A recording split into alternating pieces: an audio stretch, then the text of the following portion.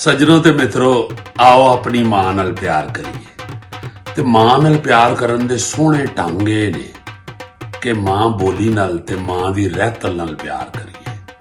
असी सारे रल मिल के 14 मार्च नूं यानी चेतर दी पहली नूं माल रोड ते अलहमरा आर्ट्स काउंसल दे बर्नी गार्डन विच अपनी मां नाल प्यार करने वास्ते इकट्ठे आउणा है।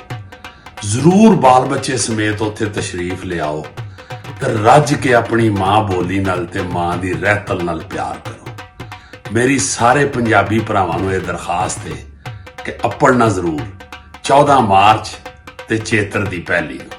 रब राखा।